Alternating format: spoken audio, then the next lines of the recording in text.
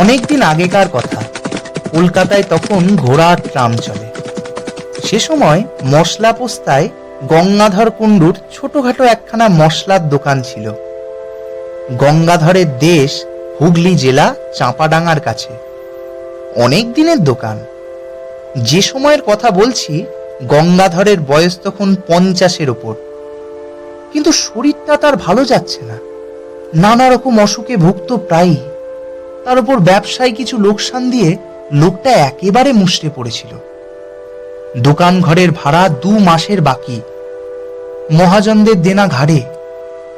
দুপুরবেলা দোকানে বসে থেলোহুকো হাতে নিয়ে নিজের অদৃষ্টের কথা ভাবছিল সে। আজ আবার সন্ধ্যার সময় গোমস্তা ভাড়া নিতে আসবে। ভাড়া দিতে হবে বলে রীতিমতো শাসিয়ে গিয়েছে তাকে। কি বলা যায়? এক পুরনো পরিচিত মহাজনের কথা তার মনে পড়ে গেল। তার নাম খোদাদাত খাঁ। পেশোয়ারি মুসলমান, মেটেবুরুজে থাকে। আগে গঙ্গাধরের লেনদেন ছিল তার সঙ্গে। কয়েকবার টাকা নিয়েছে, শোধও করেছে। কিন্তু সুদের হার বড় বেশি বলে ইদানিং বছর কয়েক গঙ্গাধর সেদিকে যায়নি। ভেবে চিনতে সে মেটেবুরুজেই রওনা হলো। সুদ বেশি বলে আর উপায় কি? টাকা না আনলেই নয় আজ সন্ধ্যের মধ্যে।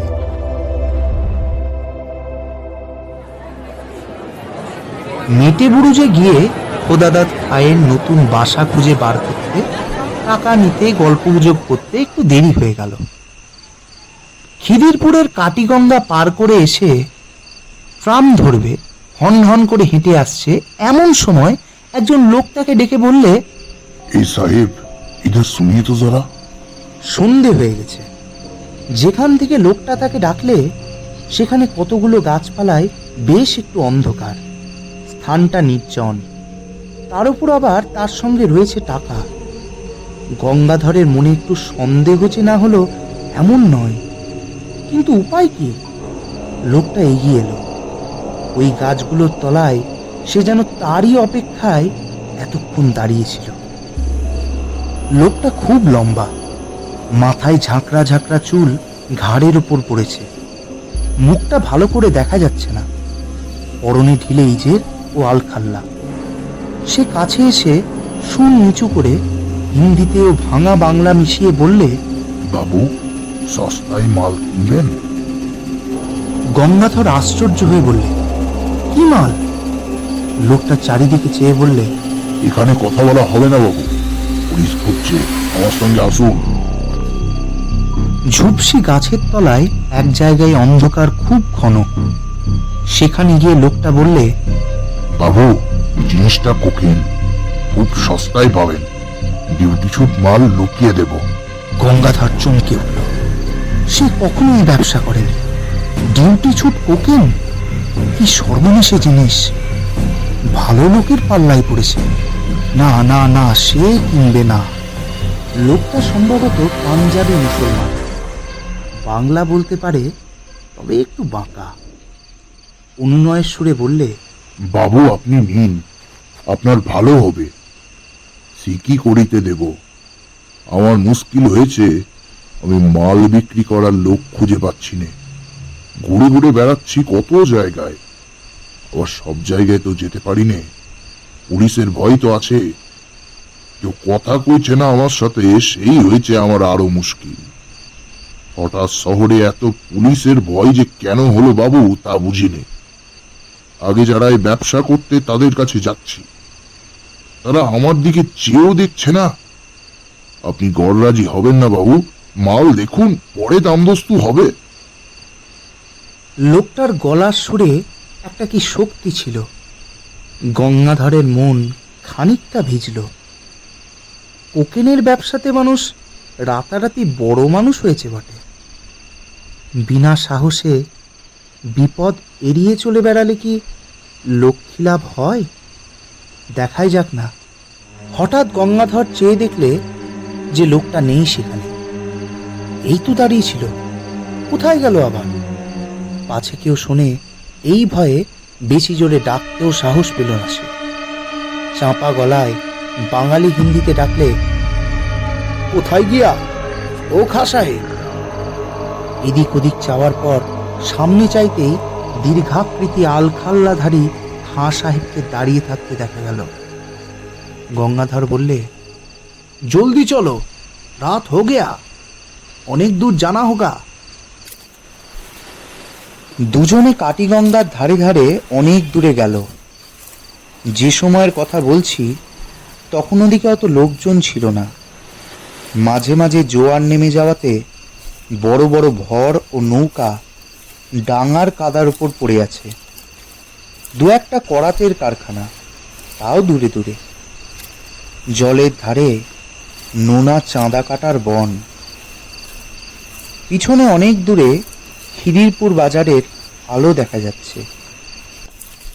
পথে যেতে যেতে খাঁ সাহেব একটা অদ্ভুত প্রশ্ন করলে। গঙ্গাধরের দিকে চেয়ে বললে, আমায় দেখতে পাচ্ছেন তো? কেন পাবো না? এমন বয়স এখনো হয়নি যে এই সন্ধ্যায় চোখে ঠাও হবে না। এইবার গঙ্গাধর জিজ্ঞেস করলে, তোমার বাড়ি কোথায় খাঁ সাহেব? লোকটা চকিতে পিছন ফিরে সন্দিগ্ধ দৃষ্টিতে চেয়ে বললে, কেন, সে তোমার কি দরকার? পুলিশে ধরিয়ে দেবে? যদি তা ভেবে থাকো জেনে রেখো, ভালো হবে না। মাল দেব, টাকা দেবে, মাল নিয়ে চলে যাবে। আমার বাসার খোঁজে তোমার কি কাজ? লোকটার চোখের চাউনি কি অদ্ভুত। গঙ্গাধর অস্বস্তি বোধ করল। মুখ ভালো করে দেখা যাচ্ছে না, কিন্তু ওর ওই দুই চোখে যেন ইস্পাতের ছুরি ঝলসে উঠল। না, তার সঙ্গে টাকা রয়েছে। এই অবস্থায় একজন সম্পূর্ণ অপরিচিত অজ্ঞাত লোকের সঙ্গে একা এ সন্ধেবেলাতে সে এত দূর এসে পড়েছে। লোভে মানুষের জ্ঞান থাকে না, তার ভেবে দেখা উচিত ছিল। কিন্তু যখন এসেছে তখন আর ছাড়া নেই। বিশেষত সে যে ভয় পেয়েছে এটা না দেখানোই ভালো। দেখালে বিপদের সম্ভাবনা বাড়বে বই কমবে না। ছুরি বার করে বসলে তখন আর উপায় থাকবে না তার। অনেক দূরে গিয়ে মাঠের মধ্যে একটা গুদাম ঘর। একটা গাছের গুড়ি পড়ে আছে গুদাম ঘরের দরজা থেকে একটু দূরে। তার ওপর গঙ্গাধরকে বসতে বলে লোকটি কোথায় চলে গেল। গঙ্গাধর বসে চারিধারে চেয়ে দেখলে গুদাম ঘরের আশপাশে সর্বত্র আগাছার অনুচ্চ জঙ্গল। নিকটে কোথাও লোকজনের সারা শব্দ নেই। অন্ধকার হলেও মাঠের মধ্যে বলে অন্ধকার তত ঘন নয়। সেই পাতলা অন্ধকারে চেয়ে দেখে গঙ্গাধরের মনে হলো গুদাম ঘরটা পুরনো এবং যেন অনেক কাল অব্যবহৃত হয়ে পড়ে আছে। বাঁশের বেড়া খসে পড়েছে, জায়গায় জায়গায় চালের খোলা উড়ে গিয়েছে মাঝে মাঝে। সামনের দোরটা মাঝে মাঝে উই ধরা, ভেঙে পড়তে চাইছে যেন। গঙ্গাধরের কেমন একটা ভয় হলো। কেন সে এখানে এলো এ সন্ধ্যায়? এই রকম জায়গায় একা মানুষ আসে, বিশেষ করে এতগুলো টাকা সঙ্গে করে? সে আসতো না কখনোই। সে কলকাতায় আজ নতুন নয়। তার উপরে ঝুনো ব্যবসাদার, বাংলাদেশ থেকে নতুন আসেনি সে। কিন্তু ওই লোকটার কথার সুরে কি একটা জাদু আছে। গঙ্গাধরকে যেন টেনে এনেছে সে। গঙ্গাধরের যেন কোনো সাধ্যই ছিল না তা উপেক্ষা করার। এ কথা এখন তার মনে হলো।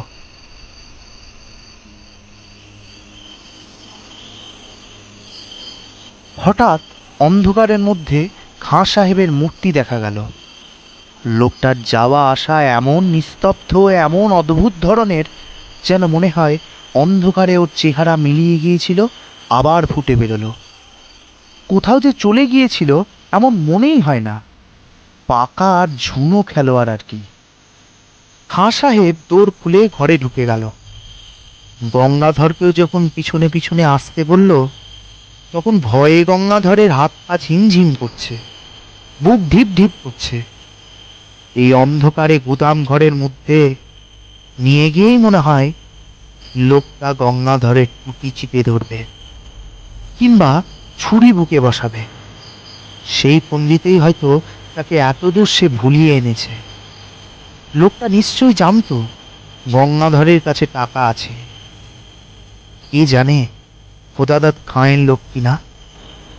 গঙ্গাধরের কপালে বিন্দু বিন্দু ঘাম দেখা গেল।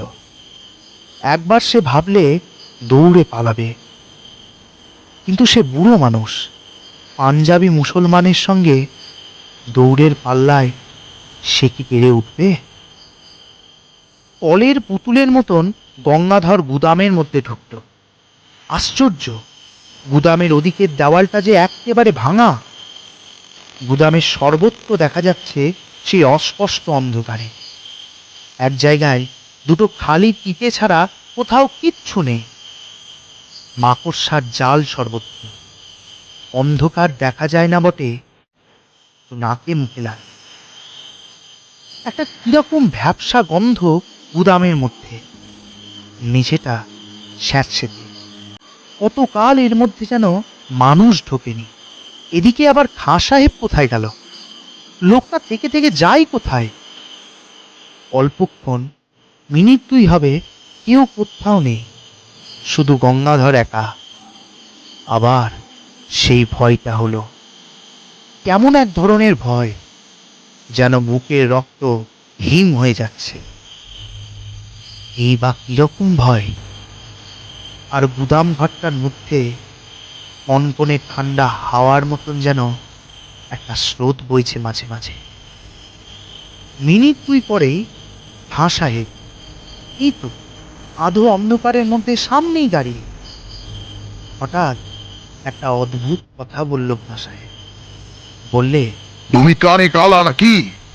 এতক্ষণ কথা বলছি শুনতে পাচ্ছ না? কথার উত্তর দিচ্ছ না কেন? ওপেন যে জায়গায় আছে বললাম তা দেখতে পেয়েছো? শাবলের চার দিয়ে তুলতে বললাম পিপে দুটো, হা করে সঙের মতন দাঁড়িয়ে আছো কেন? বারে, এত কথা কখন বলেছে লোকটা? পাগল নাকি? গঙ্গাধর কেমন ভ্যাবা চাকা হয়ে গেল। অবাক দৃষ্টিতে তার দিকে চেয়ে সে বলল, কখন তুমি দেখালে কোকেনের জায়গা? কই, কোথায় সাবল? কথা বলতে বলতে গঙ্গাধর সম্মুখস্থ খাঁ সাহেবের মুখের দিকে চাইলে সঙ্গে সঙ্গে তার মনে হলো তার বিভ্রান্ত, বিমূঢ়, আতঙ্কাকুল দৃষ্টির সামনে খাঁ সাহেবের মুখ, গলা, বুক, হাত, পা, সারা দেহটা যেন চুর চুর হয়ে গুড়িয়ে গুড়িয়ে পড়ছে। সব যেন ভেঙে ভেঙে বাতাসে উড়ে উড়ে যাচ্ছে। খাঁ সাহেব প্রাণপণে, ভীষণ মনের জোরে তার দেহের চূর্ণমান অণুগুলি যথাস্থানে ধরে রাখবার জন্য চেষ্টা করছে, কিন্তু পেরে উঠছে না। তার চোখের সেই বিজিত হতাশ দৃষ্টি গঙ্গাধরের হৃদয় স্পর্শ করল। দেখতে দেখতে অত বড় দীর্ঘাকৃত দেহের আর কিচ্ছু অবশিষ্ট রইল না। সব ভেঙে গেল, গুড়িয়ে গেল, পুড়ে গেল। 1, 2, 3, 4। আর কোথায় খাঁ সাহেব? চারিপাশের অন্ধকারের মধ্যে সে মিলিয়ে গিয়েছে। একটা ঠান্ডা কনকনে বাতাসের ঝাপটা এলো কোথা থেকে। সঙ্গে সঙ্গে গঙ্গাধর চিৎকার করে গুদামের স্যাঁতসেঁতে মেঝের মধ্যে মূর্ছিত হয়ে পড়ে গেল।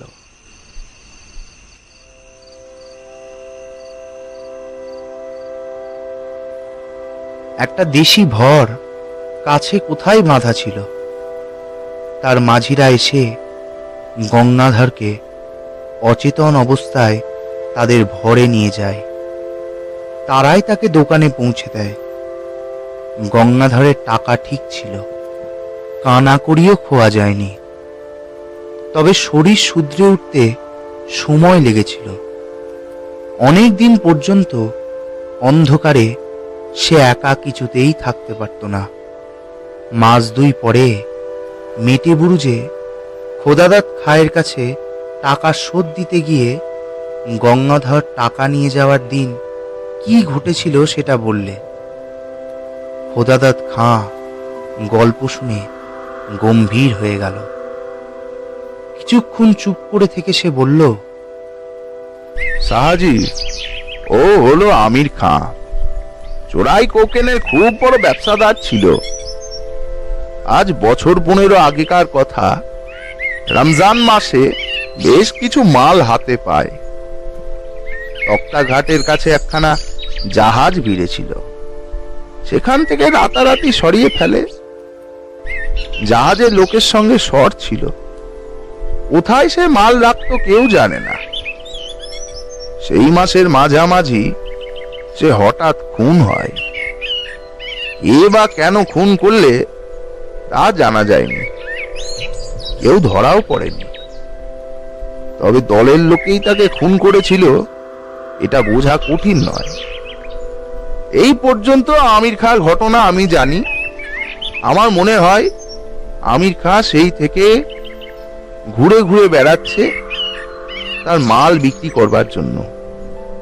ওর লুকোনো কোকেনের বাক্স হয়েছে দোজখের বোঝা। তা বাবু, গুদামটা কোথায় তুমি দেখাতে পারবে?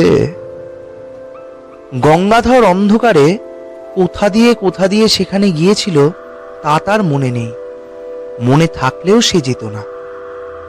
পথে আস্তে আস্তে গঙ্গাধরের মনে পড়ল পুরনো ভাঙা গুদাম ঘরটার অস্পষ্ট অন্ধকারের মধ্যে আমির খাঁয়ের মুখের সেই হতাশ ও অমানসিক চেষ্টা করেও হেরে যাওয়ার দৃষ্টিটা। হতভাগ্য কি এতদিনেও বোঝেনি সে মারা গিয়েছে? কে উত্তর দিবে? ভগবান তার আত্মাকে শান্তি দিন।